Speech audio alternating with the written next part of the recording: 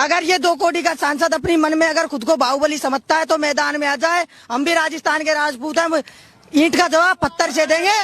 हम चतरानी के जाए, 1-1 लाखों से टकराने की औकात रखता है। तो साथियों, ये राजस्थान के राजपूत हैं जो कह रहे हैं कि ये चंद्रशेखर रावण अपने आप को वो समझते हैं ज्यादा ही बड़े, तो राजस्थान में आ जाएं, ये कर देंगे वो कर देंगे। अभी 1-2 दिन पहले स्वामी प्रसाद मौर्य के ऊपर भी एक राजपूत ने थप्पड़ मारने की कोशिश करी, थप्पड़ यहाँ गर्दन पे मार भी दिया, लेकिन उसकी क्या हालत हुई, वो भी राजपूत ही था। हाँ, ओकेंद्र राणा भाई, तुम्हारे सेनापति वहां पे कुट गए रायबरेली में, तुम कहाँ थे?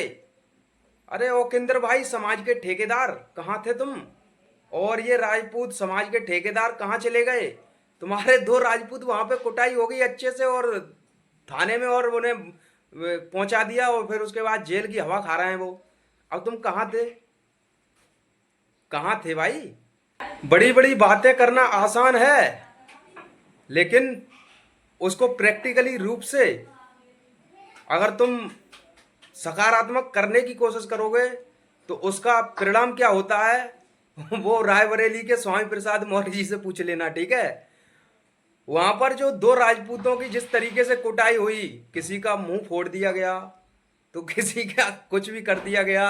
जब पुलिस वालों ने उनको संदिग्ध हालत में देखा तो बेचारों को तरस आया, तो थाने ले गए। अब रोते रोते एक व्यक्ति बोल रहा कि मैंने स्वामी प्रसाद मौर्य जी के थप्पड़ जड़ा, इसलिए मेरी ये हालत कर दी। भाई, जब आग से तुम खेलोगे तो जलना तो पड़ेगा ही। तो अब ये स्टार्टिंग, अब तुम धमकी दे रहे हो चंद्रशेखर भाई को, तो सोचो, वो तो स्वामी प्रसाद मौर्य थे जिनकी सेना कम थी, सेनापति।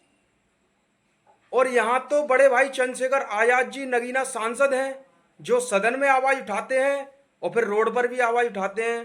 तो तुम्हारी क्या हालत होगी अपने हिसाब से देख लो, ठीक है। जिस हाथ को तुम चंद्रशेखर भाई के ऊपर लगाओगे उस हाथ का क्या होगा, और फिर उस शरीर का क्या होगा, उसके भी परिणाम देख लो।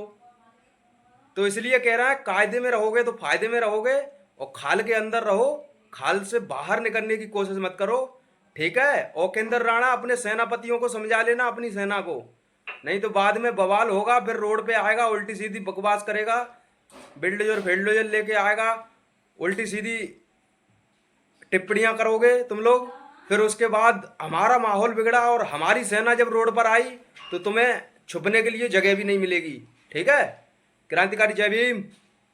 बात समझ में आई हो तो शेयर कर देना, ना समझ में आई हो तो परिणाम देख लेना।